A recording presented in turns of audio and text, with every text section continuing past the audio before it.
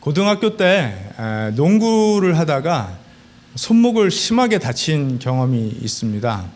농구 잘 못하는데 이제 상대편 그 패스를 인터셉트 하겠다고 몸을 던져서 점프를 했는데 중심을 잃은 거예요. 그래서 제 온 체중을 왼 손목 하나에 다 실어서 착지를 하는 바람에 크게 다쳤습니다. 너무너무 아프더라고요. 이게 막 말도 못하게 팔목이 붓고 제 팔목이 제 다리보다 굵어지고 너무너무 아팠습니다. 밤새 잠 한숨 자지 못하고 누우면 이 팔을 바닥에 이렇게 놓을 수가 없어서 책상에 앉은 채로 높은 곳에 이제 팔목을 이렇게 올려놓고 밤을 꼬박 지샜던 적이 있습니다. 뭐 한국이었으면 분명 응급실이라도 갔을 것 같은데 미국 생활이 뭐 그렇습니까? 응급실 갔다 하면 난리 나죠. 그래서 이제 부모님께 아프다고 호소를 했지만 내일 아침에 한의원이라도 가보자 뭐 이렇게 얼른 좀 자라고 그런 얘기를 들었습니다. 그날 밤에 정말 얼마나 고독했는지 모릅니다. 이게 거의 30년이 다 된 이야기인데요. 제가 뭐 이렇게 엄살이 심해서가 아니라요. 저 엄살 별로 안 심합니다.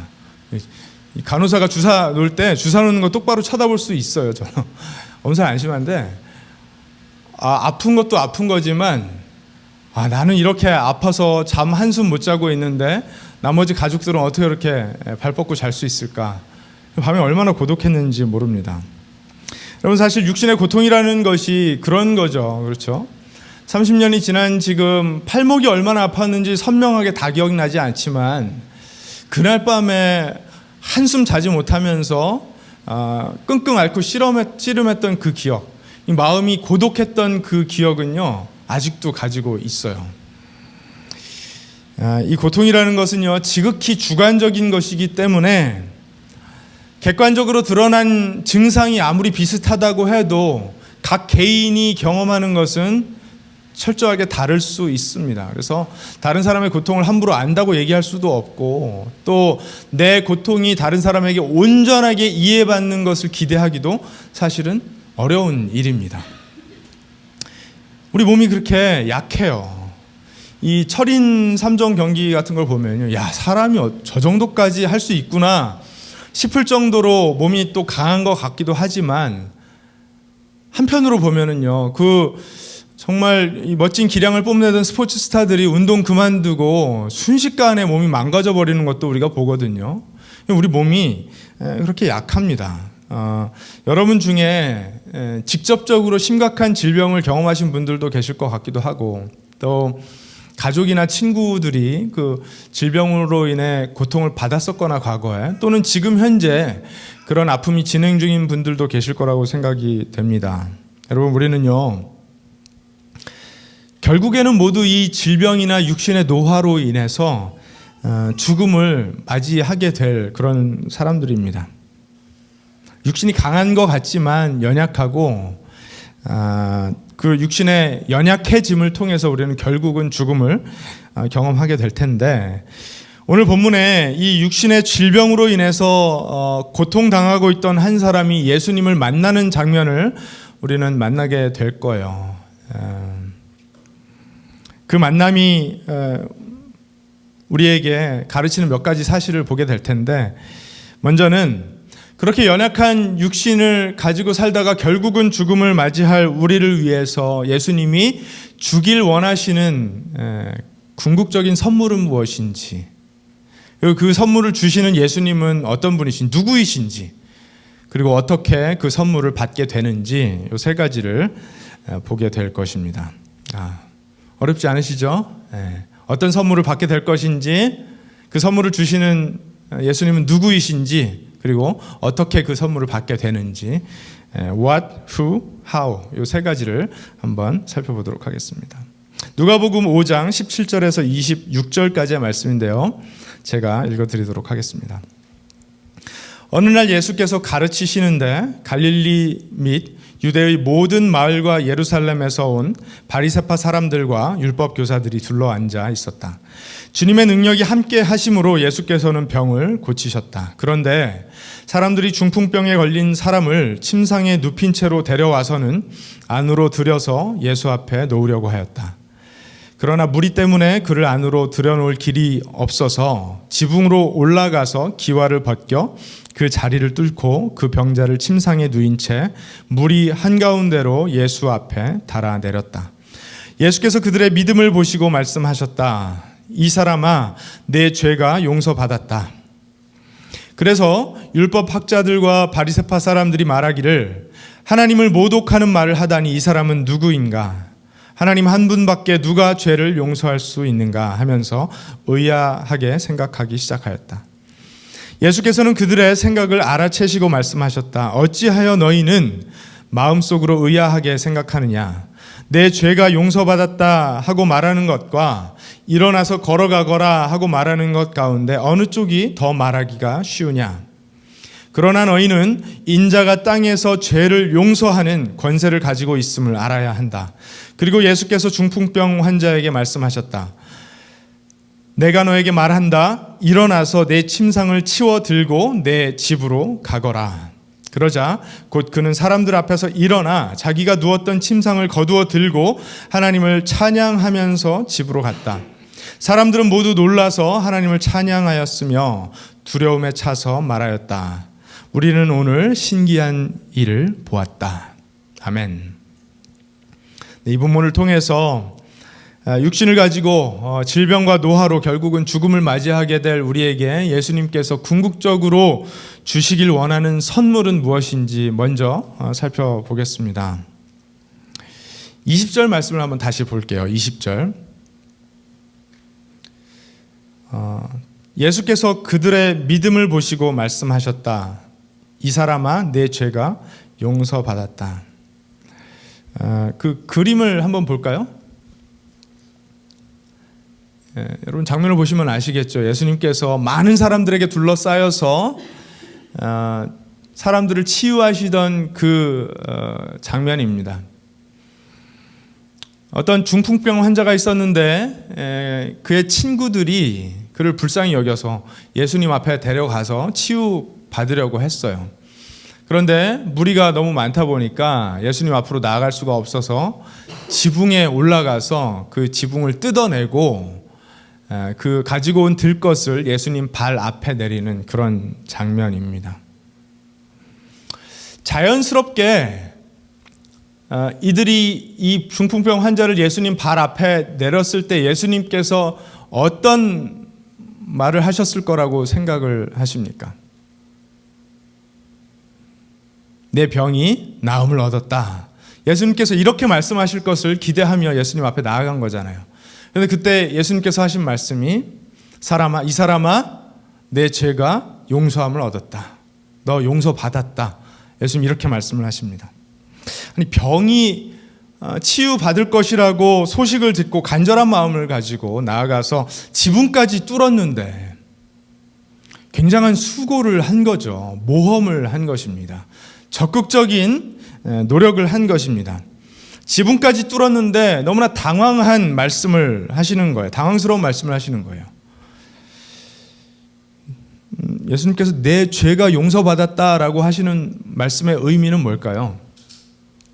그 한편에는 너는 죄인이야, 이 말씀을 하시는 거예요. 그렇죠? 죄인이 아니면 죄를 용서받을 일이 없잖아요. 너의 죄가 용서받았다라고 말씀하시는 것은 너는 죄인이야 라고 먼저 말씀하시는 것과 같습니다.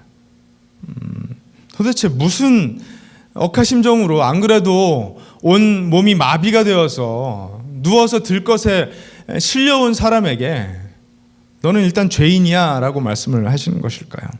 여기서 우리는요, 예수님의 참 관심이 어디로 향하는지를 보게 돼요. 물론 몸이 아파서 중풍병에 걸려서 육신이 온 사지가 마비가 되어서 꼼짝 못하는 그 처지는 너무나 딱한 처지죠. 너무나 고통스러운 처지입니다. 그 사람의 마음을 누가 알아줄 수가 있겠습니까? 얼마나 고독했는지 당시 유대 사회의 그 분위기 속에서 종교적으로 이 사람은 죄를 지었기 때문에 벌을 받는 거야 라는 인식이 팽배했는데, 아픈 것도 억울한데 사람들이 자기를 향해 손가락질하는 것, 죄인이라고 함부로 부르는 것, 함부로 판단하는 것, 이 모든 것이 이 사람에게 끔찍한 삶이었을 거예요. 그런 아픔을 가지고, 그런 고독함을 가지고 예수님 앞에 나왔는데, 예수님께서 내 죄가 용서함을 받았다, 너는 일단 죄인이야, 이렇게 말씀하시면 너무나 속상하지 않겠습니까? 예수님의 관심은요, 우리의 육신이 일시적인 치유를 받는 것에도 물론 있었지만 그것보다는 우리가 온전한 치유를 경험하는 것, 몸뿐만 아니라 우리의 전인격이, 우리의 자아가 하나님 앞에 온전한 치유를 받는 것을 원하셨던 거예요. 주님의 관심이 거기에 있었습니다. 완전한 치유, 완전한 용납, 거기에 예수님의 관심이 있었다라는 것을 우리가 좀 기억했으면 좋겠습니다. 죄가 있다는 것, 죄인으로 예수님께서 부르셨다라는 것은 우리가 온전치 못하다라는 것을 의미합니다. 흠이 있다라는 것을 의미하죠. 여러분, 누군가가 여러분에게 당신 참 흠이 많네요 라고 하면 기분 나쁘시겠죠. 그렇죠?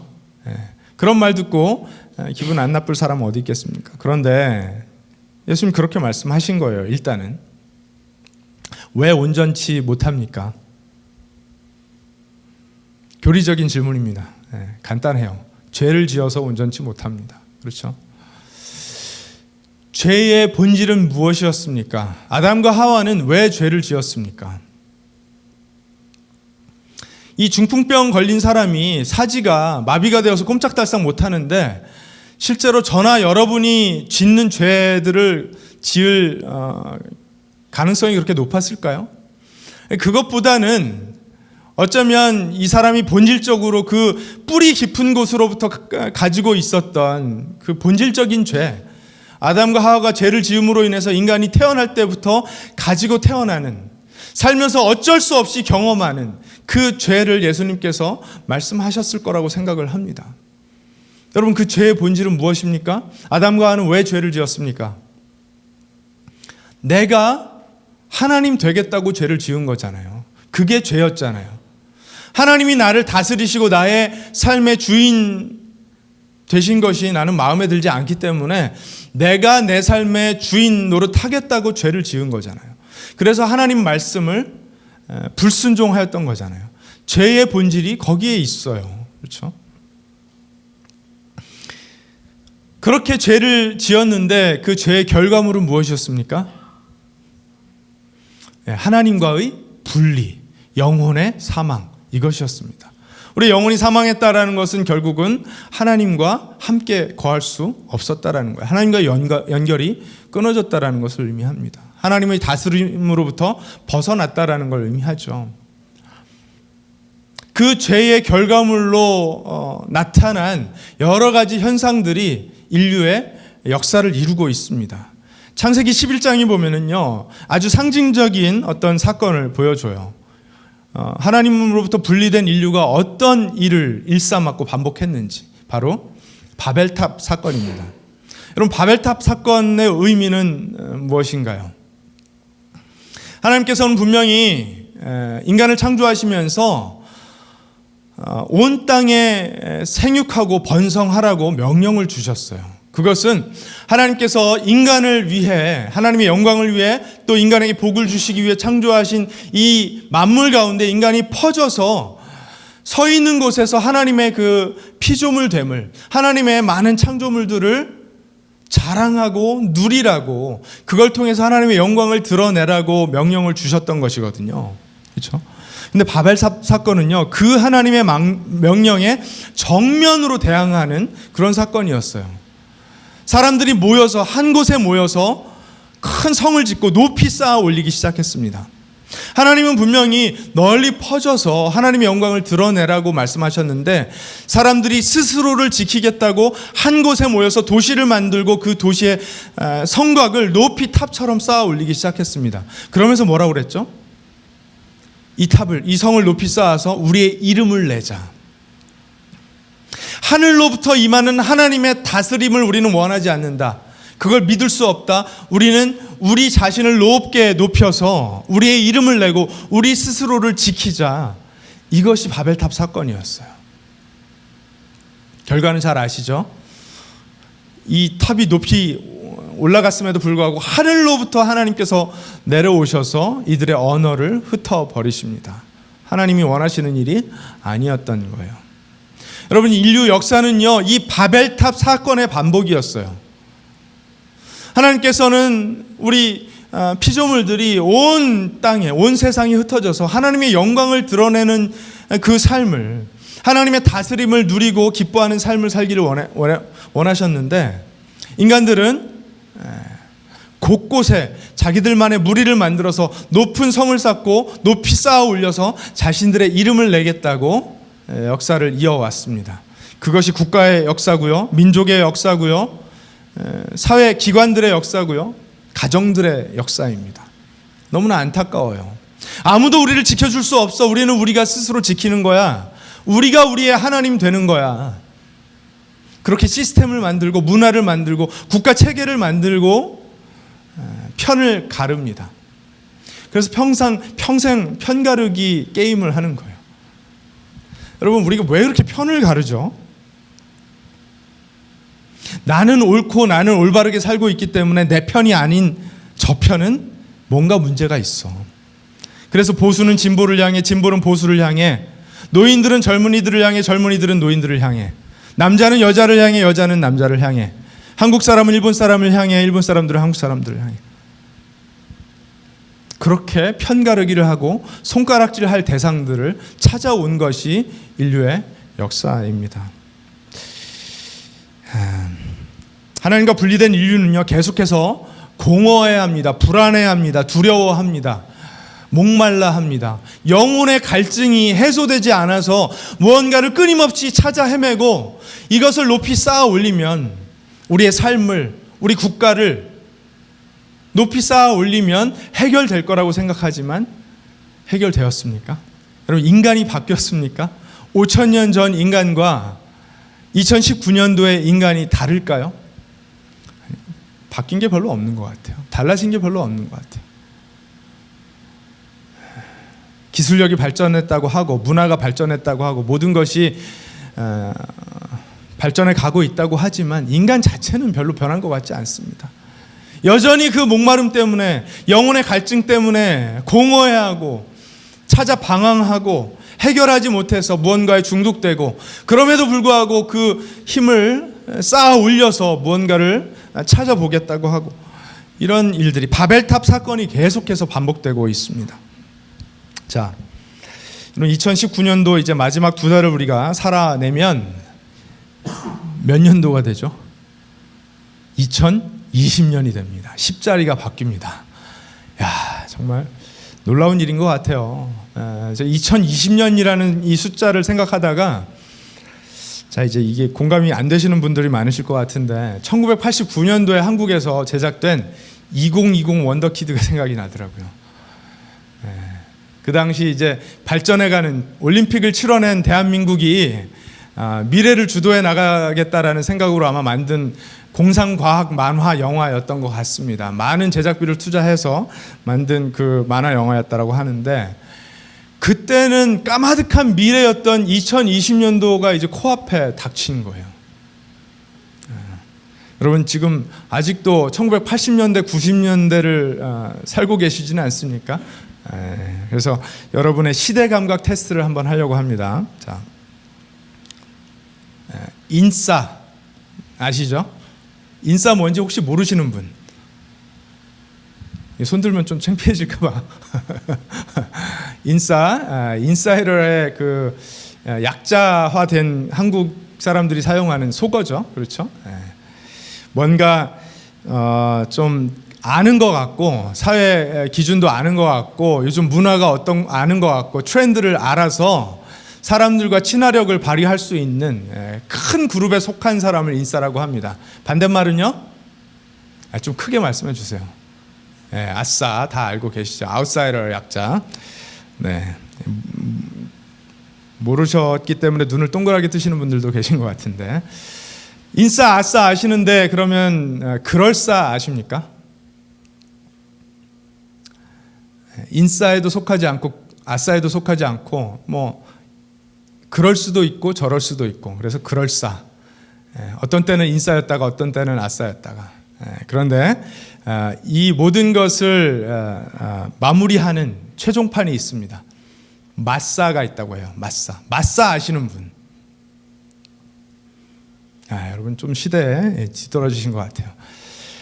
이 인싸, 아싸, 그럴싸를 종결짓는 최종적인 마싸가 있는데요. 마싸는 마이사이러예요.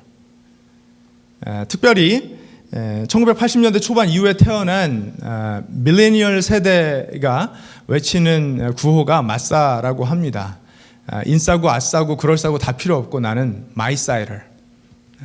내가 알아서 나 혼자 내 멋에 알아서 살면 된다. 이제 마싸라고 합니다.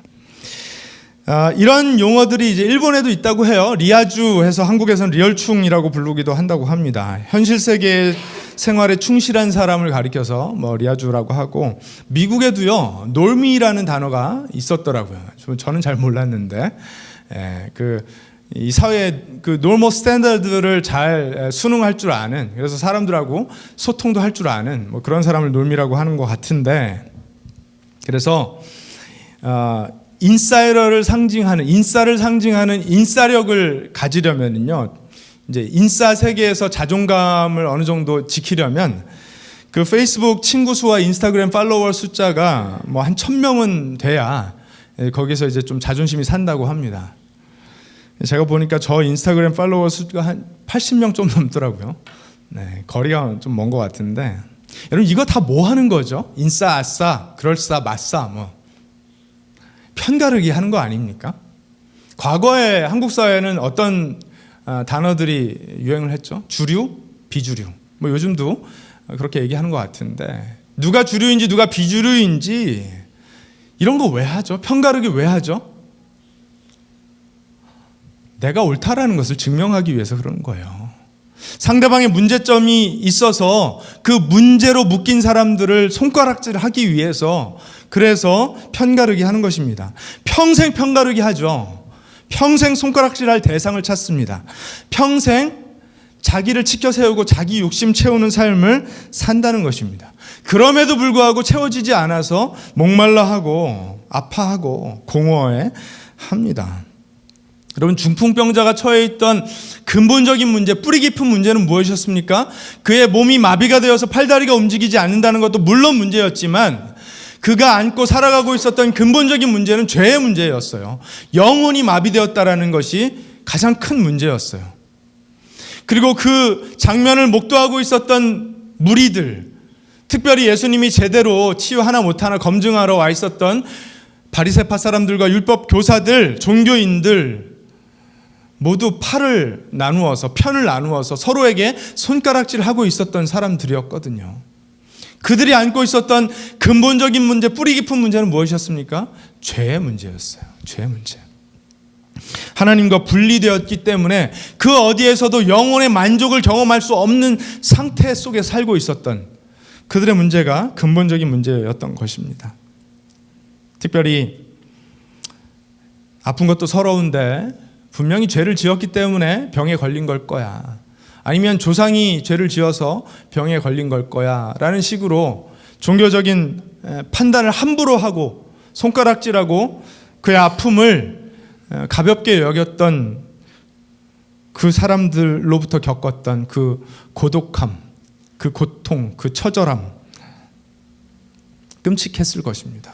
그런데 예수님께서 너는 죄인이야, 그런데 그 죄가 용서함을 받았어 선포해 주십니다. 여러분, 죄가 용서함 받았다라는 것은 무엇을 의미합니까? 하나님과의 관계가 회복되었다라는 것을 의미합니다. 이 세상 어디에도 나를 충분히 온전히 용납해주고 받아주는 사람이 없었는데, 그런 존재가 없어서 그렇게 목말라하고 아파하고 공허했었는데, 죄가 용서함을 받았다라고 예수님 선포해 주실 때 어떤 일이 벌어졌냐면요, 이제 하나님께서 너를 완벽하게 받아주시는 거야. 온전하게 용납해 주시는 거야. 저는 이게 이상하게 한국말로 잘 안 와닿더라고요. Full acceptance, full acceptance, total acceptance. 완전히 용납됨. 이런 것 저런 거 하나도 따지지 않고 나의 과거와 미래와 현재가 송두리째 나의 그 아픔과 상처와 고통까지도 하나님 앞에 온전하게 용납됨을 예수님께서 선포해 주셨던 것입니다. 할렐루야. 여러분, 세상에 이런 게 있습니까? 어렸을 때 밖에 나가서 놀다 보면 좀 사고를 치잖아요. 사고 치고 마음 졸이면서 집에 왔는데 어머니께서 그 어떤 일이 있었는지 전혀 따지지 않으시고 안아주시고 씻겨주시고 얼른 밥 먹으라고 따뜻한 밥 차려주시고 재워주시고 하는 그 따뜻함과 포근함 가운데 경험하는 그 용납, 받아줌. 그럼 이거 우리의 인생에 힘을 주는 그런 용납 아닙니까? 그런 acceptance 아닙니까? 세상에 우리의 마음에 그런 것만큼 기분 좋고 안도감을 주며 평강을 주는 게 또 있습니까? 없잖아요. 그렇죠? 어렸을 때는요, 부모님이 하나님과 같은 존재잖아요. 그래서 그 부모님이 나를 그렇게 용납해 준다라는 건 실수를 했건 사고를 쳤건 성적이 안 나왔건 상관이 없이 용납해 준다라는 것, 그거 한번 경험하고 나면요 인생을 살아갈 힘이 느껴지잖아요. 그런데 커가면서 뭘 경험하죠? 우리 부모님은 절대적인 존재가 아니라는 것을 경험하게 돼요. 그래서 부모님의 용납이 조금 모자라다라는 것을 경험하게 됩니다. 또 부모님이 나를 그렇게 조건 없이 용납해 주시지도 못한다라는 것을 경험을 하게 돼요. 너무나 가슴 아프죠. 부모님들, 여러분의 자녀들을 이런저런 거 따지지 않고 용납하고 계십니까? 받아주고 계십니까? 그게 자녀들에게 얼마나 큰 힘이 된다라는 거 알고 계시잖아요. 그렇죠? 근데 못 해줘요. 인간 부모님은 그걸 못 해줘요. 그래서 자녀들이 밖에 나가서 친구를 사귀입니다. 친구는 이거저거 안 따지고 나를 좀 다 받아주겠지. fully accept 해주겠지. 처음에는 그런 줄 알았는데 살면서 보니까 그렇지 않죠. 그래서 친구들도 다 이것저것 조건 따져서 다 떨어져 나갑니다. 오죽하면 살면서 진정한 친구 한 사람만 있어도 성공한 인생이라고 하겠어요. 그렇게 나를 받아주는 사람이 세상에 없더라는 거예요. 결혼을 합니다. 배우자가 그걸 해줄 줄 알았어요. 내 남편이, 내 아내가 완전한 내 편이 되어줘서 나를 온전히 용납해 줄 줄 알았어요. 어림도 없죠. 그렇죠? 결혼해서 살아보니까 거리가 먼 얘기잖아요. 여러분, 우리에게는요 여전히 우리를 온전하게 완전하게 용납해주고 받아줄 그 누군가가 필요해요. 그 대상을 만나기 전까지는 우리는 끊임없이 목말라하고 공허해하고 아파할 수밖에 없다라는 것입니다. 계속해서 두려워하고 불안해하지만 그 갈증이, 영혼의 갈증이 해결되지 않아서 어찌할 줄 모르는 그런 방황하는 삶을 살 수밖에 없다는 것입니다. 돈을 벌어보고 명예를 얻어보고 지식을 쌓아보고 별짓을 다 해보아도 그 목마름이 해결되지 않더라는 것이에요. 그런데 예수님께서 너는 죄인이야 하지만 그 죄가 용서함을 받았어 선포해 주실 때 하나님께서 저와 여러분들을 온전하게 완벽하게 따뜻하게 그 너른 품에 받아주시는 줄로 믿으시기 바랍니다. 그럼 세상에 그런 안도감과 그런 위로와 그런 평강은요 없어요. 그 누구도 우리의 과거와 현재와 미래를 그렇게 완벽하게 알면서 그렇게 완벽하게 용납해 주는 분은요 없어요. 우리의 수치와 부끄러움과 아픔과 상처를 다 아시면서도 너의 죄가 용서함을 받았어, 일로 와, 내가 안아줄게, 이렇게 해주는 존재는요 없습니다.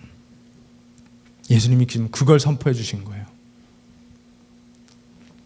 예수님 어떤 분이십니까? 21절 말씀 볼까요? 그래서 율법학자들과 바리새파 사람들이 말하기를 하나님을 모독하는 말을 하다니 이 사람은 누구인가? 하나님 한 분밖에 누가 죄를 용서할 수 있는가 하면서 의아하게 생각하기 시작하였다. 이 사람은 도대체 누구인가? 이 바리새파 사람들, 율법학자들 옳은 말 한 거죠. 이 세상에 죄를 용서하실 수 있는 분은 하나님 한 분밖에 없는데 우리 눈앞에 있는 이 인간 예수는 도대체 누구인가? 이 사람 누구인가? 여러분, 이 질문은요, 바리새파 사람들, 율법 교사들만 했던 질문은 아닐 거예요. 그 자리에 있던 무리들, 그리고 이 불쌍한 친구를 들것에 싣고 왔던 그 사람들, 그리고 그 들것에 실려져 예수님 발 앞에 노임을 받았던, 그리고 죄의 용서의 선포를 받았던 그 중풍병자, 모두가 가지고 있었던 질문일 것입니다. 이 사람은 도대체 누구인가? 이 질문은요, 그리고요, 이 누가복음에 저자인 누가가 이 시대에 던지는 질문일 것입니다. 하나님께서 우리의 귀에 던지시는 질문일 거예요. 이 예수는 누구인가? 여러분, 예수님은 누구이십니까? 예수님 누구이십니까? 이 질문에 대한 명확한 답을 가지고 계십니까? 흔들리지 않는 답을 가지고 계세요? 그 대답을 붙들고 살아가고 계십니까? 22절에 보니까 예수님께서 말씀하세요. 예수께서는 그들의 생각을 알아채시고 말씀하셨다. 어찌하여 너희는 마음속으로 의아하게 생각하느냐? 내 죄가 용서받았다 하고 말하는 것과 일어나서 걸어가거라 하고 말하는 것 가운데 어느 쪽이 더 말하기 쉬우냐? 그럼 표면적으로는 어느 말이 더 쉽습니까?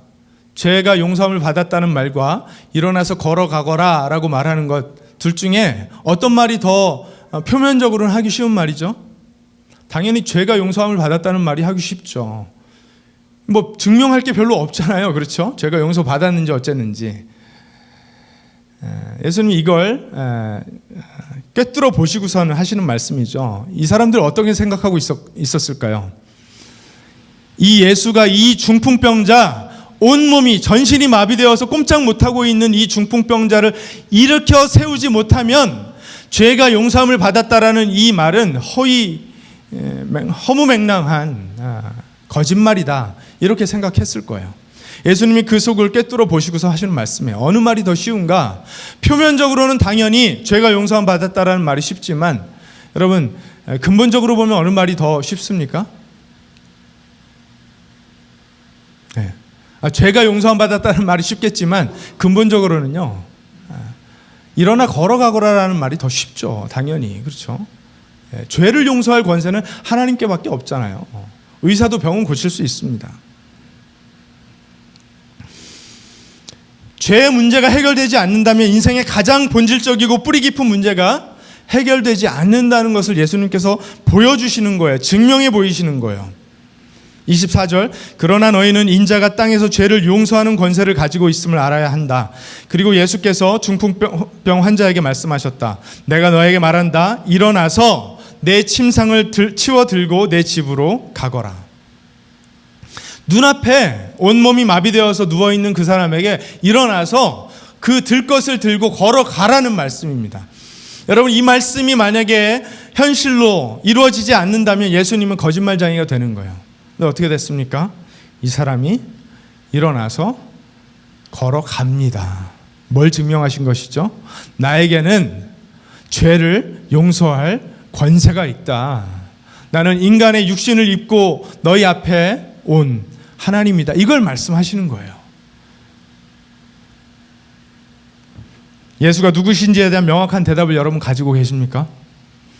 이 땅에 영혼의 목마름을 안고 살아가고 있는 우리들이 하나님으로부터 죄로 인해 분리되었는데 그 모든 관계를 회복시켜 주실 하나님의 아들로 오신 구속자시라는 것을 여러분 분명하게 믿고 계십니까? 예수님 그 말씀을 하시는 거예요. 인자가 그런 권세를 가지고 있다는 것을 알아야 한다, 믿어야 된다 말씀하세요. 이 인자라는 단어는요, 다니엘서 7장에 13절 14절 말씀을 보면 이렇게 기록이 되어 있습니다. 내가 밤에 이러한 환상을 보고 있을 때에 인자 같은 이가 오는데, 인자는 son of man이죠. 그렇죠?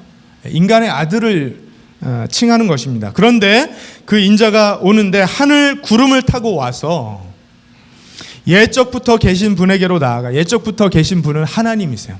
야훼 하나님. 그 옛적부터 계신 분에게로 나아가 그 앞에 섰다. 옛부터 계신 분이 그에게 권세와 영광과 나라를 주셔서 민족과 언어가 다른 뭇 백성이 그를 경배하게 하셨다. 그 권세는 영원한 권세여서 옮겨가지 않을 것이며 그 나라가 멸망하지 않을 것이다. 인간의 아들로 오는 한 존재가 있는데 그 존재에게 옛부터 계신 분 하나님께서 영원한 나라를 허락하셔서 그 영광을 드러내어 주시고 옮겨가지 않을 그 권세를 허락하셨다라고 말씀하십니다.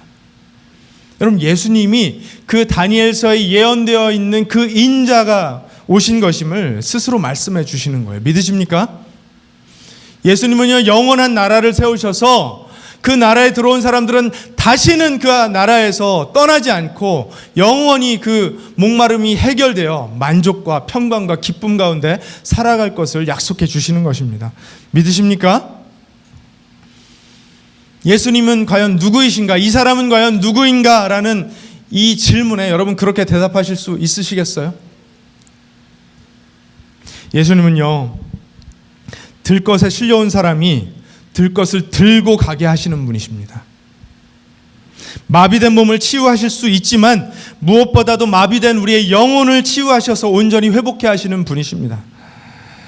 아무도 온전히 받아주고 인정해주지 않아서 벽을 만들고 인생에 나를 세우는 우리를 온전하게 받아주셔서 회복시켜 주시는 분이 예수님이십니다. 인간의 몸을 입고 이 땅에 오신 하나님이시며 우리를 온전하고 완벽하게 용납하시고 회복시켜 주시는 분이 예수님이십니다. 우리의 병든 영혼을 치유할 수 있는 다른 이름은 없습니다. 오직 예수의 이름만이 우리의 영혼을 치유하는 줄로 믿습니다. 어떻게 이 귀한 구원의 선물을 받을 수 있습니까? 20절 말씀으로 다시 돌아갔으면 좋겠어요. 20절, 예수께서 그들의 믿음을 보시고 말씀하셨다. 예수께서 그들의 믿음을 보시고 말씀하셨다. 이 사람아 내 죄가 용서받았다. 이 누가복음에 등장하는 그 구원에 이르게 하는 믿음에 관한 이야기가 6개가 있어요. 예수님께 나아와 그 믿음 때문에 구원을 얻는 사람들의 이야기가 6개가 있는데 그 6개의 이야기 가운데 오늘 이 본문의 이야기가 첫 번째 이야기입니다. 그리고 누가복음에 믿음이라는 단어가 많이 사용이 되었는데 오늘 이 누가복음 5장에 기록된 이 믿음이라는 단어가 그 첫 번째 믿음이에요. 그래서 누가는요, 이 이야기를 기록함으로 믿음을 강조하고 싶었던 거예요. 구원의 선물을 받게 하는 그 믿음, 하나님의 은혜가 임하는 그 믿음, 어떤 믿음인지 이야기하고 싶었던 것입니다. 여러분, 그 구원에 이르게 하는 믿음 어떤 믿음입니까? 에베소서 2장에 보면 이런 말씀이 있어요. 여러분은 믿음을 통하여 은혜로 구원을 얻었습니다. 이것은 여러분에게서 난 것이 아니요 하나님의 선물입니다. 행위에서 난 것이 아닙니다. 그러므로 아무도 자랑할 수 없습니다. 하나님은 우리에게 은혜로 구원의 선물을 주십니다. 은혜로 이 구원의 선물을 주실 때 하나님께서 우리에게 주시는 것이 뭐냐 하면 믿음이에요. 믿음. 하나님은 믿음을 보세요. 예수님께서도 믿음을 보셨어요. 그런데 오늘 본문에 보니까 누구의 믿음을 보셨습니까? 20절, 그들의 믿음을 보셨다라고 성경은 기록을 하고 있습니다. 그들은 누구입니까? 이 중풍병 환자의 친구들의 믿음이었어요. 그리고 이 중풍병 환자의 믿음이었어요. 아니, 우리가 구원을 받게 하는 믿음은 그냥 그 당사자만 믿으면 되는 것 아닙니까? 생각할 수 있잖아요.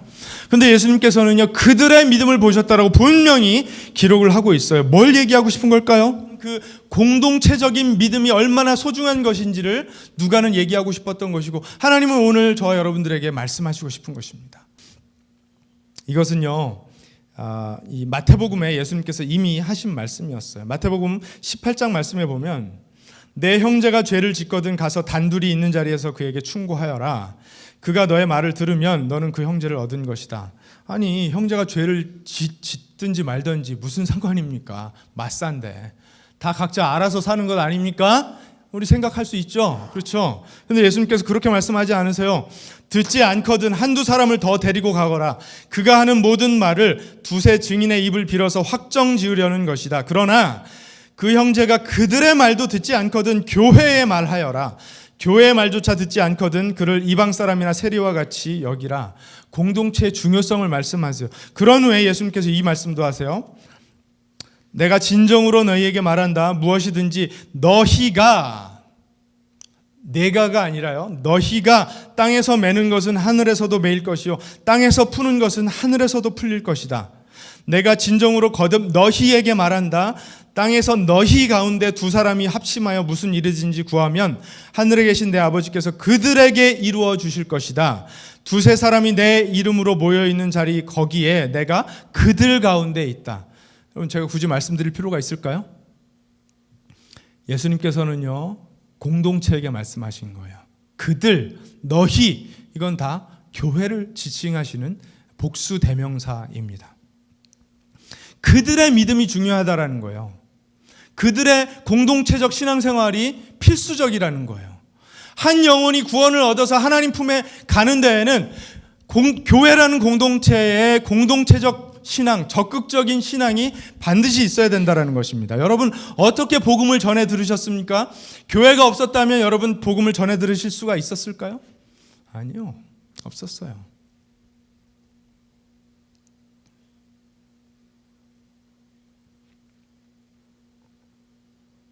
하나님은 이 땅에 많은 죽어가는 영혼들, 목말라 하고 있는 그 영혼들, 공허함에 방황하고 있는 그 영혼들을 교회라는 공동체를 통해서, 이 교회 공동체의 공동체적 신앙, 적극적인 신앙을 통해서 그들을 구원하기를 원하신다라는 거예요.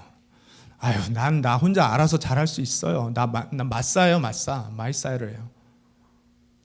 할 수 있습니까? 못해요.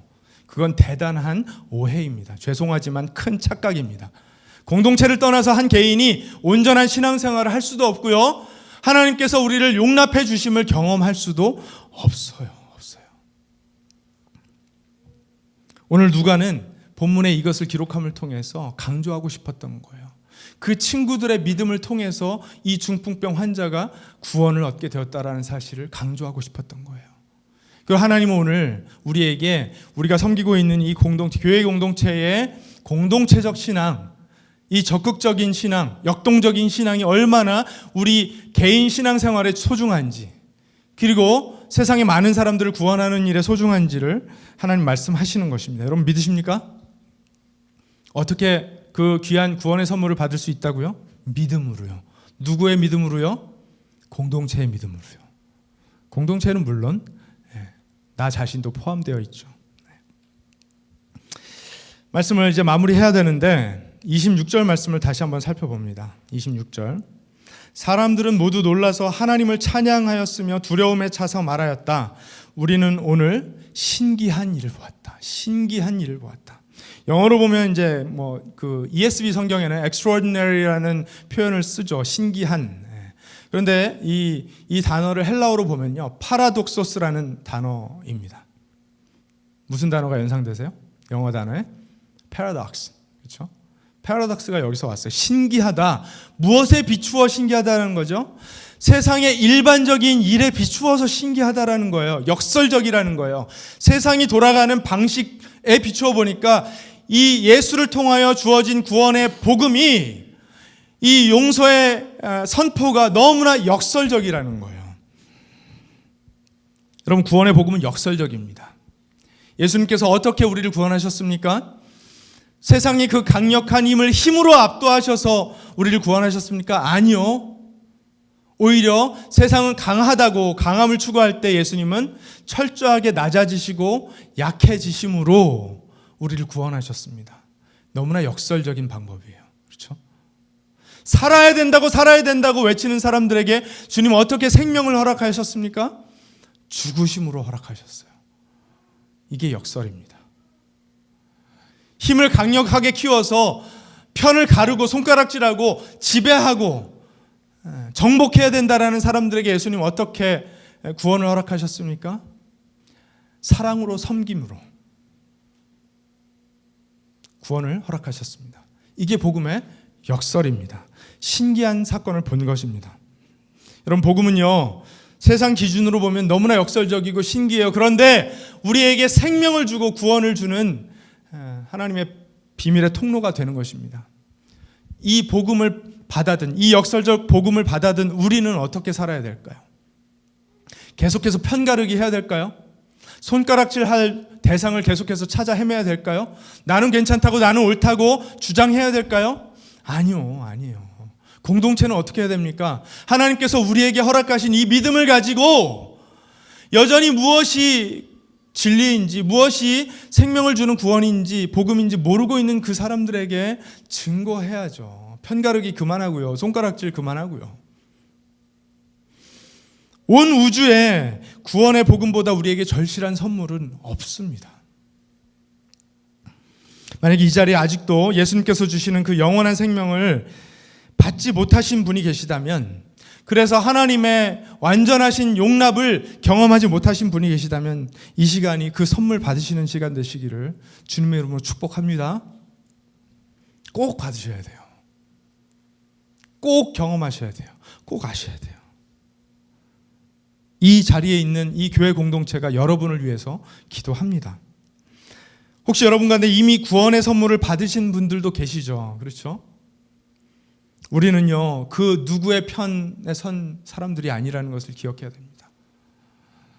나는 그냥 혼자 내 편이라고 맞사라고 주장하는 사람들도 아니라는 것을 기억하시기 바랍니다. 우리는요, 모두 예수님 편에 선 사람들이에요.